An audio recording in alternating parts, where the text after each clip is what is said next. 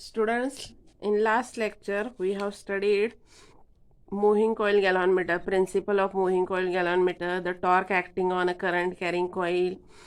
Now we will see magnetic dipole moment.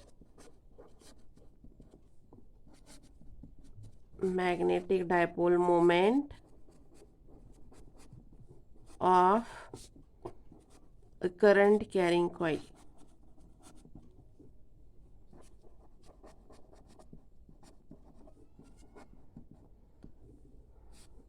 We have seen this current carrying coil PQRS. PQRS is a rectangular current carrying coil. We can also take current carrying coil in the form of circle.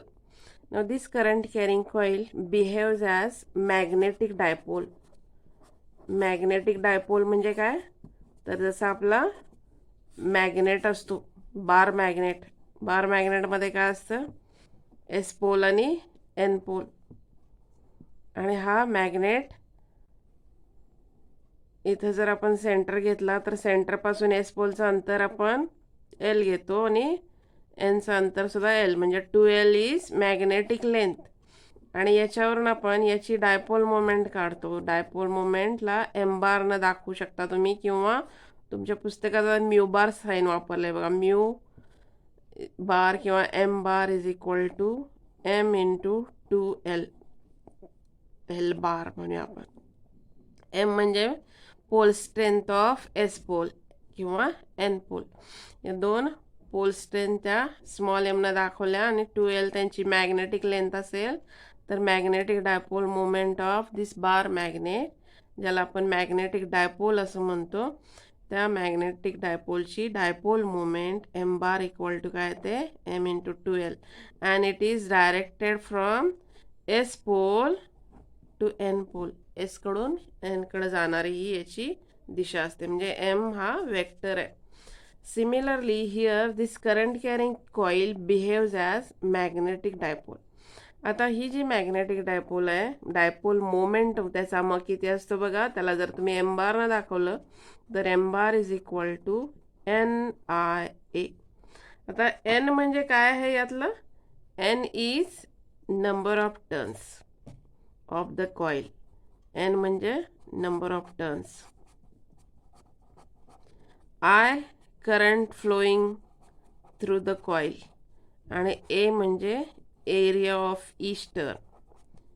Area of each turn म्हणजे इथं आपण कुठलाही अशी circular जरी घेतली coil आणि या कॉईलमधनं I current वाहत असेल, ए जर एरिया असेल कॉईलची आणि नंबर ऑफ टर्न्स एन असतील, तर त्याची डायपोल मोमेंट किती आली, m bar equal to NIA. आता हा जो एम बार आहे, it is vector in the direction perpendicular to the plane of the coil, म्हणजे या कॉईलच्या प्लेनला हा परपेंडिक्युलर असणार आहे. मग आयदर असा बाहेर येणारा असेल किंवा आतल्या दिशेने जाणारा, म्हणजे करंटच्या दिशेवर काय अवलंबून आहे, एम बारची दिशा. इथं तुम्ही वेक्टर नोटेशन वापरलं तर एन बार युनिट वेक्टर घेऊ शकता, आणि एन बार युनिट वेक्टर कुठल्या दिशेत असणार आहे, perpendicular to the plane of the coil. आता आपण मागच्या वेळी बघा torque acting on current carrying coil काढली. टॉर्क किती आलं सांगा, T' असं आपण त्याला दाखवलं होतं बघा. T' equal to general notation आपण वापरलं जर तर काय आहे ते NIA B साइन थिटा. आता पहिल्यांदा BNIA असं आपण वापरलं असेल, किंवा काय वापरले बघा, NBIA साइन थिटा असं वापरलं असेल आपण. तर यात आपण NIA आपला एम बार आहे म्हणून मुद्दाम काय घेतलं, NIA ला पहिल्यांदा घेतलं. म्हणजे torque acting on a current carrying coil किती येतं, NIA B sine theta. NIA म्हणजेच काय आलं आपलं, मॅग्नेटिक डायपोल मोमेंट, म्हणजे इथं काय येईल, MB साइन थिटा. आणि हा जो टॉर्क आहे, this torque is also vector, आणि त्याला जर तुम्ही टी बार असं दाखवलं तर T bar is equal to इथं MB साइन थिटा. साइन थिटानं कुठला प्रॉडक्ट येतो, क्रॉस प्रॉडक्ट, म्हणजे m bar cross B bar. लक्षात घ्या, इथं पुस्तकात तुमच्या काय आहे सिम्बॉल, एमच्या ऐवजी म्यू आहे. Mu bar cross B bar. Mu म्हणजे काय, magnetic dipole moment. Theta is angle between m bar and B bar. Theta is angle between m bar and b bar, and this expression is similar to electric dipole. आता electric dipole मध्ये जो torque आहे त्याला जर T म्हणलं तर तो कसा आहे बघा, T bar is equal to P bar cross E bar. आता इथला हा जो पी बार म्हणजे काय आहे, electric dipole moment. Electric dipole moment. आणि ई बार म्हणजे काय आहे, इलेक्ट्रिक इंटेन्सिटी किंवा इंटेन्सिटी ऑफ इलेक्ट्रिक फील्ड म्हणू शकता तुम्ही. आणि म्हणून हे एक्सप्रेशन टी बारचं इलेक्ट्रिक डायपोल मोमेंटशी सिमिलर आहे. आणि म्हणून आपण काय म्हणणार की current carrying coil behaves as magnetic dipole. Current carrying coil कशासारखी वागते, मॅग्नेटिक डायपोल सारखी वागते. आता पुढचा पॉइंट आहे तुमचा magnetic potential energy of a dipole. Magnetic potential energy.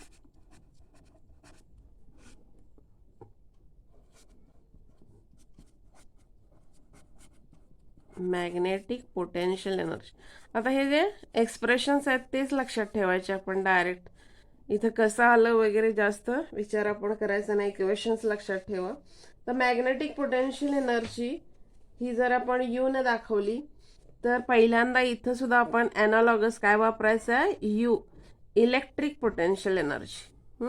Electric potential energy of electric dipole. मग इथं पी बार जर इलेक्ट्रिक डायपोल मोमेंट असेल तर यू इज इक्वल टू काय आहे बघा फॉर्म्युला त्याचा, minus P bar dot E bar. ही काय आहे, electric potential energy. Electric potential energy of electric dipole U is equal to minus P bar dot E bar. आता यू पोटेन्शियल एनर्जी ही vector नाही आहे, स्केलर प्रोडक्ट आहे, म्हणजे फक्त मायनस चिन्ह आहे बघा, P bar dot E bar. आता याच्यावरून आपण काय काढू शकतो, ॲनालॉगसली म्हणजे सिमिलरली मॅग्नेटिक पोटेन्शियल एनर्जी, याला सुद्धा आपण यू ने दाखवणार. पीच्या ऐवजी काय येणार आता इथं, पी इलेक्ट्रिक पोटेन्शियल एनर्जी आपण काढली. पी म्हणजे काय आहे, मॅग्नेटिक डायपोल मोमेंट असतं तसं पी म्हणजे इलेक्ट्रिक डायपोल मोमेंट. आणि त्यामुळे इथं काय येईल, मॅग्नेटिक पोटेन्शियल एनर्जी काढताना आपण काय घ्यायचं, मॅग्नेटिक डायपोल मोमेंट म्हणजे पीच्या ऐवजी काय येईल, एम, म्हणजे मायनस एम बार. आणि ई इलेक्ट्रिक इंटेन्सिटी किंवा इंटेन्सिटी ऑफ इलेक्ट्रिक फील्डच्या ऐवजी काय येणार, मॅग्नेटिक इंडक्शन, म्हणजेच minus m bar dot B bar. आता इथं याची पण वरच्याची फोड करू शकता तुम्ही. यू इज इक्वल टू काय येईल, minus P E cos theta. Dot product जेव्हा असतो त्यावेळी काय घ्यायचा, cos theta. Theta is angle between P bar and E bar. Similarly here U is equal to काय येईल, minus M B cos theta. Theta is angle between m bar and b bar. m bar आणि b bar मधला angle काय असणार आहे, theta. आता या potential एनर्जीचे थिटावरून आपण 3 केसेस घेऊ शकतो. म्हणजे यू इज इक्वल टू आता किती होईल बघा, जर थिटा तुमचा काय असेल, 0 असेल.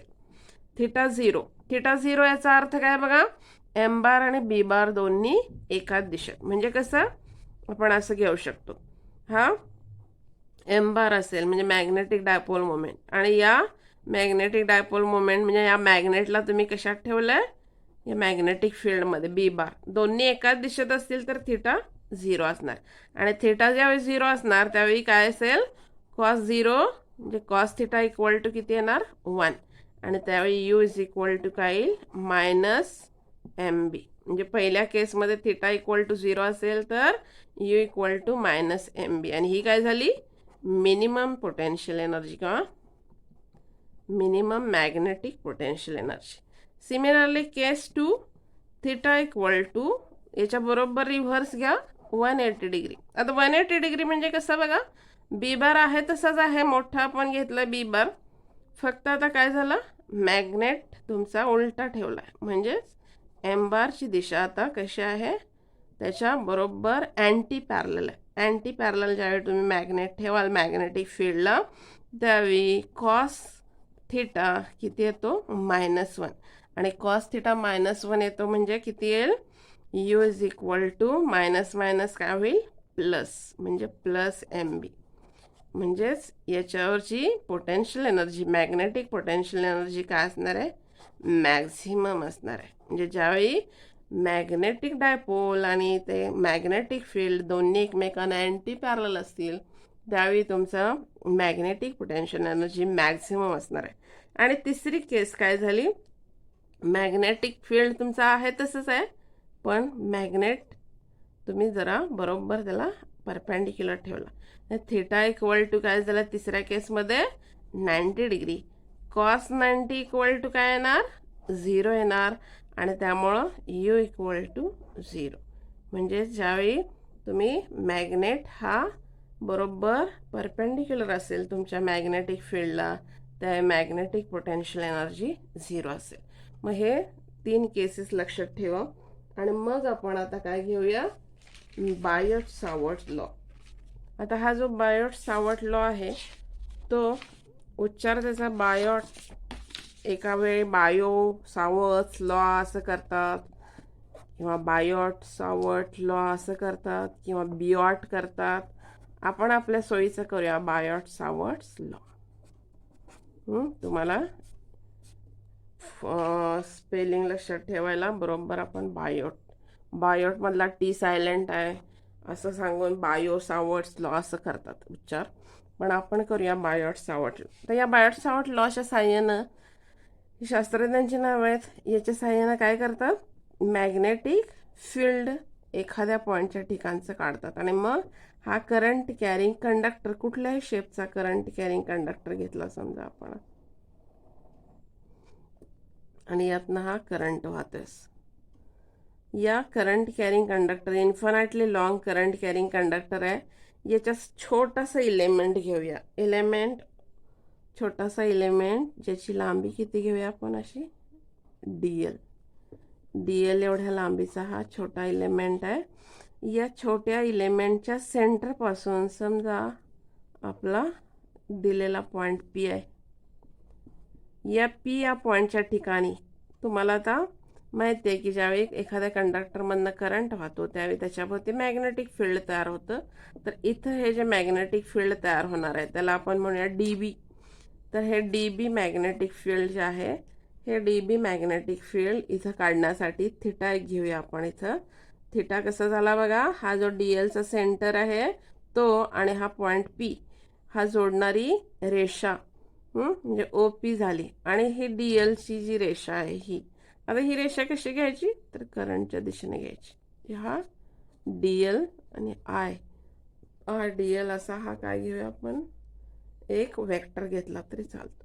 म्हणजे इथं या हा वेक्टर आणि हा वेक्टर यांच्यामधला हा अँगल थिटा झाला तुमचा. आणि हा OP आणि ही रेषा DLची ही जोडणारी जी रेषा आहे यातला जो अँगल आहे तो थिटा झाला. यातला अंतर घेऊया आपण R.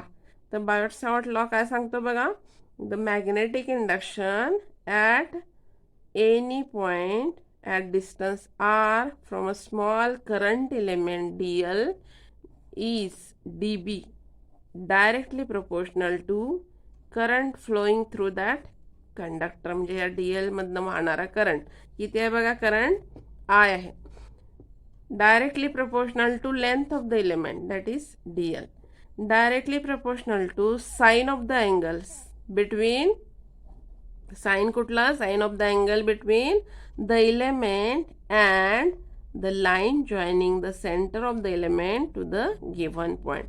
दिलेला पॉईंट आणि त्या दिलेला तुमचं इलेमेंट ही सेंटर जोडणार, यांचा सेंटर जोडणारी रेषा कुठली झाली बघा, OP. आणि DL यांच्यामधला जो अँगल आहे त्याच्या साईनला म्हणजे dB directly proportional to I, dB directly proportional to DL, dB directly proportional to sin theta, and this dB is inversely proportional to square of the distance between the element and given point. म्हणजे दिलेला point आणि हा element तुमचा DL यातलं जे अंतर आहे R, या R च्या वर्गाला हा काय आहे, dB व्यस्तानुपाती आहे. म्हणजेच dB directly proportional to R DL sin theta upon R square. एकत्र घेतला पण हे, आणि मग आता प्रोपोर्शनॅलिटी कॉन्स्टंट आहे mu naught upon 4 pi. Mu naught म्हणजे परमिएबिलिटी ऑफ फ्री स्पेस असं म्हणतात. dB equal to mu naught upon 4 pi I DL sin theta upon R square. Now this mu naught हा जो कॉन्स्टंट आहे तो कसा घेतात बघा, 4 pi into 10⁻⁻7 weber per ampere metre. Mu naught equal to 4 pi into 10⁻⁷ weber per ampere metre. म्हणजे हे काय आहे, SI सिस्टीम मधला हा कॉन्स्टंटची किंमत आहे dB.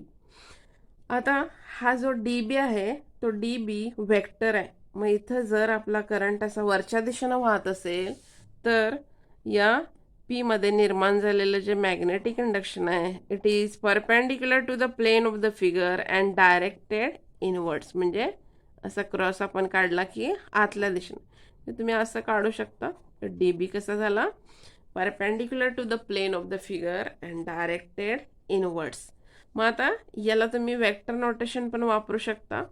dB bar is equal to constant आहे तसा आला mu naught upon 4 pi I. इथं DL आणि साइन थिटा असा आहे. DL साइन थिटा म्हणजे साइन थिटावर कुठला प्रोडक्ट घेता तुम्ही, क्रॉस प्रोडक्ट. म्हणजे DL बार क्रॉस आपण R बार घेऊया. DL बार क्रॉस R बार. DL बार क्रॉस R बार सोडवला तर काय येतं बघा, क्रॉस प्रोडक्ट हा नेहमी लक्षात ठेवायचा. A बार क्रॉस B बार ज्यावेळी घेता तुम्ही त्यावेळी काय येतं, AB साइन थिटा. तसं आता DL बार क्रॉस R बार केलं की काय येईल, DL R साइन थिटा. मग आपल्याला DL R साइन थिटा वर येणार, फक्त आपल्याला काय पाहिजे, DL साइन थिटा पाहिजे, R नको आहे. आणि म्हणून खाली काय घ्यायचं, R³ घ्या. आता हा DL बार क्रॉस R बार याचा फोड केली की R वर येतो, तो नको आहे म्हणून आपण खाली काय घेतलं, R³ घेतलं. आणि मग इथं dB bar is equal to काय आलं बघा, mu naught upon 4 pi I DL bar cross R bar divide by R³. R bar is position vector of point P. Position vector of point P. DL बार कसा घ्यायचा मग, DL bar is vector in the direction of current. Vector in the direction of current. करंटच्या दिशेनं हा vector आला तुमचं. आणि मग DBची दिशा कुठली येणार, DB bar is perpendicular to the plane containing DL bar and R bar. R bar आणि DL बार या दोन्हीला परपेंडिक्युलर, म्हणजे DL bar cross R bar असा आहे. तुम्हाला त्याचा क्रॉस प्रोडक्टचा नियम लक्षात ठेवायचा की ज्यावेळी आपण एखादा क्रॉस प्रोडक्ट घेतो तो तिसरा वेक्टर असतो आणि तो वेक्टर त्या दोन्ही वेक्टरच्या प्लेनला परपेंडिक्युलर असतो. म्हणजे DL बार आणि R बार याला परपेंडिक्युलर. आणि म्हणून DL बार आपण असं वरच्या दिशेने घेतला, R बार असा घेतला तर याला परपेंडिक्युलर कुठला आलं, आतल्या दिशेने येणार किंवा वरच्या दिशेने येणार. आणि त्यामुळं हा DB bar is perpendicular to the plane containing DL bar and R bar. आता याच्यावरून आपण काय काढूया, magnetic field due to a straight conductor काढूया. मग एखादा स्ट्रेट कंडक्टर आपण घेतला तर या स्ट्रेट कंडक्टरमुळे निर्माण झालेलं मॅग्नेटिक इंडक्शन काढायचं आपल्याला. मग यासाठी एक स्ट्रेट कंडक्टर काढूया आपण. आता स्ट्रेट कंडक्टर म्हणजे तुम्ही काय घेऊ शकता, असं स्ट्रेट कंडक्टर घ्या. कन्सिडर अ स्ट्रेट कंडक्टर. या स्ट्रेट कंडक्टरपासून आर, कॅपिटल आर एवढ्या अंतरावर, याला पण आपण जराशी पट्टी वापरून काढूया. कॅपिटल आर एवढ्या अंतरावर गिव्हन पॉइंट पी आहे. या पी पॉइंटच्या ठिकाणी निर्माण झालेलं मॅग्नेटिक इंडक्शन काढायचं आहे. आता हे काढण्यासाठी आपण एक जनरल कुठला तरी काय घेऊया,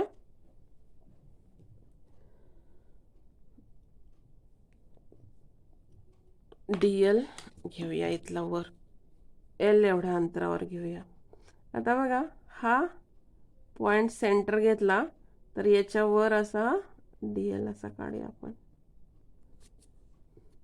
डीएल एवढ्या लांबीचा हा काय झाला तुमचा, डीएल हा करंट एलिमेंट झाला. आणि मग हे परत जोडा, म्हणजेच हा डीएलचा सेंटर आणि हा तुमचा पॉइंट पी जोडला आपण.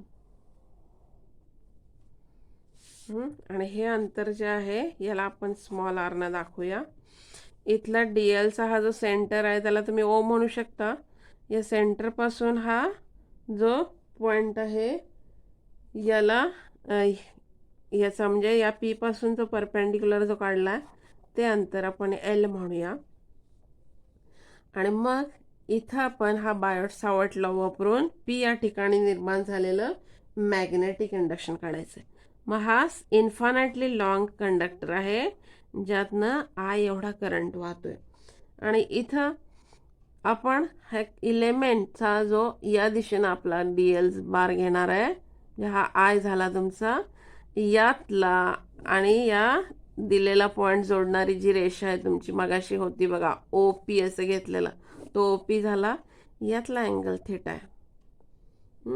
मग आता इथं आपण या पी या ठिकाणी निर्माण झालेलं काय काढायचंय, मॅग्नेटिक इंडक्शन काढायचंय.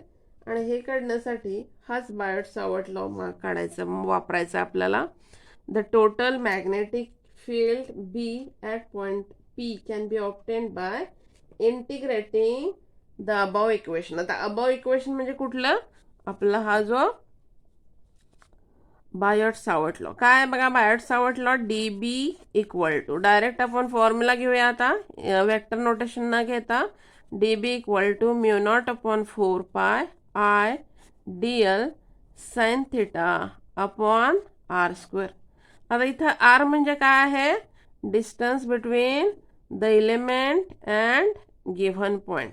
मग इथं हा एलिमेंट आणि गिव्हन पॉइंट आपला आरच घेतलाय बघा आपण. पण आपल्याला हा आर माहिती नाही, आपल्याला काय माहिती आहे, परपेंडिक्युलर डिस्टन्स कॅपिटल आर माहिती आहे. याच्या भाषेत आपल्याला काढायला पाहिजे.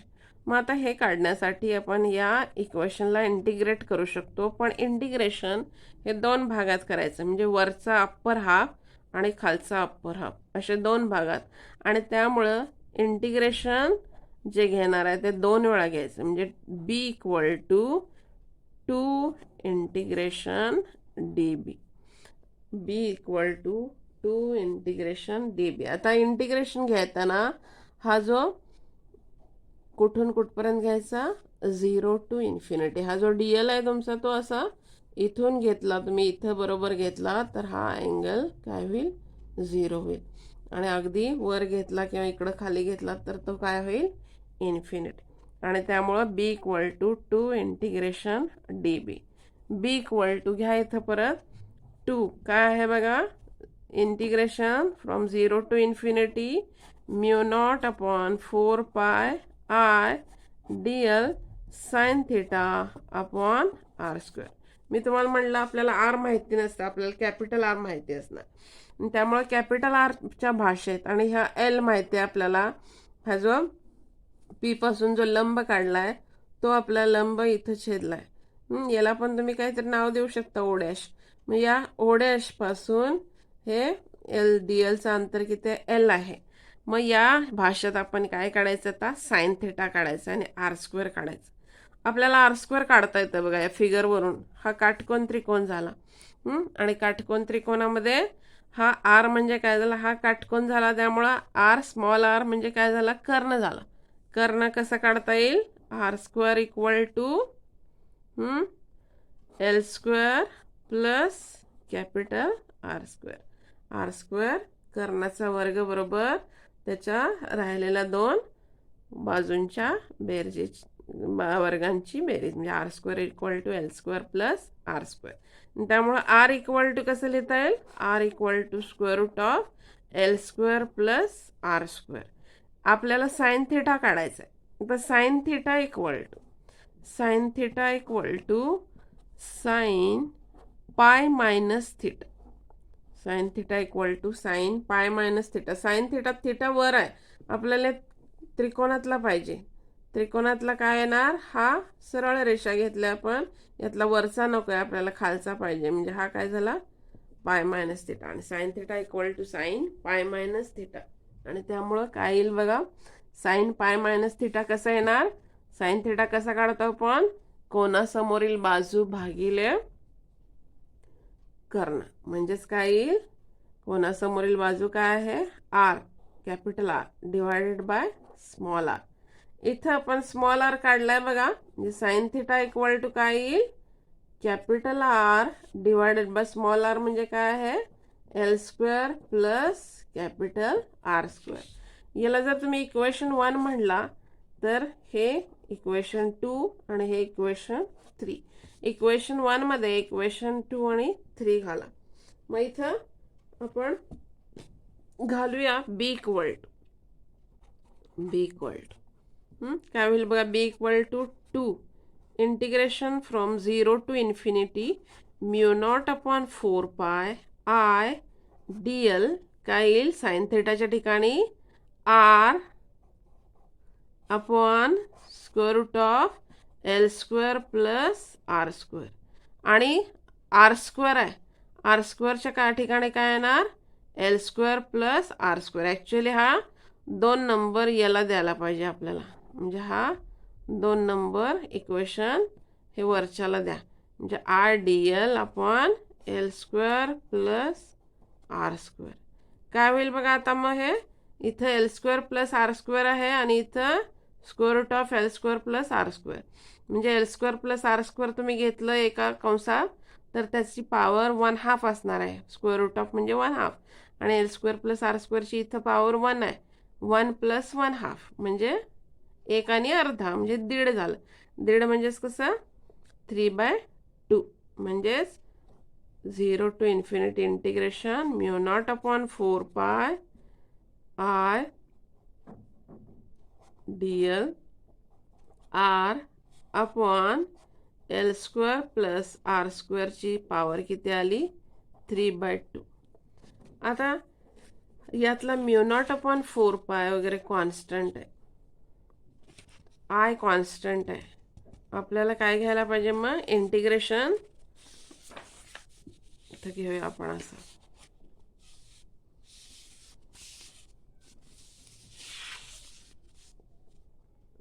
बी इक्वल टू बघा काय आलं? B equal to 2 mu naught upon 4 pi पण बाहेर काढलं आपण, आयला बाहेर काढलं. Integration from 0 to infinity r upon L square plus R square raise to 3/2 d L r d L upon L square plus R square raise to 3/2. आणि इथं याचं जे इंटिग्रेशन आहे ते डायरेक्ट आपण इथं आता लिहायचं. किती येतं ते? 1 अपॉन आर स्क्वेअर. आर आहे तसं आपला आर पण बाहेर ॲक्च्युली काढला असतं, चाललं असतं आपल्याला. म्हणजेच 1 अपॉन आर स्क्वेअर. काय येईल बघा मग? म्यू नॉट अपॉन 2 पण घालूया आपण. म्यू नॉट अपॉन 2 पाय आय, आर एक आहे आपलं, आणि l square plus R square raise to 3/2चं इंटिग्रेशन किती येतं? 1 अपॉन आर स्क्वेअर. किती आलं मग उत्तर? एक आर कॅन्सल होतो यातलं. Mu naught I upon 2 pi r. B equal to mu naught I upon 2 pi r. And this is the magnetic induction due to a straight wire current carrying wire म्हणूया. Straight conductor मुळे निर्माण झालेलं आहे magnetic induction. मग अशा आपण काय याला हेडिंग दिलं नव्हतं बहुतेक. काय आहे हे? Magnetic induction due to a straight current carrying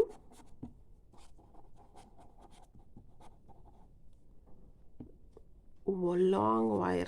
straight current carrying long conductor म्हणा किंवा वायर म्हणा. आता हे आपण दोन असे सेमी पार्ट्स घेतले, वरचा अर्धा आणि खालचा अर्धा. म्हणजे वरचा अर्धा नुसता कन्सिडर केला तर याचे निम्म येईल. म्हणजे सेमी भाग 1/2 म्हणू शकता तुम्ही. किती येईल तो?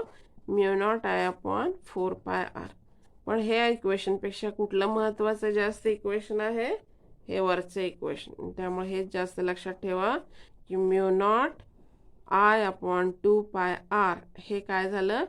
पूर्ण असा एखादा स्ट्रेट कंडक्टर घेतला. या स्ट्रेट कंडक्टरपासून आर एवढ्या परपेंडिक्युलर अंतरावर निर्माण झालेलं मॅग्नेटिक इंडक्शन हे कसं काढता येईल? आय करंट असेल तर μ0I/2πr. म्हणजे आय आपल्याला माहिती आहे, आर आपल्याला माहिती आहे. याच्यावरून आपण बी काढू शकतो. आणि इथं ह्या बीची जी दिशा आहे ती सुद्धा कशी आहे मग? It is again perpendicular to the plane of the figure and directed inwards. Perpendicular to the plane of the figure and directed inwards.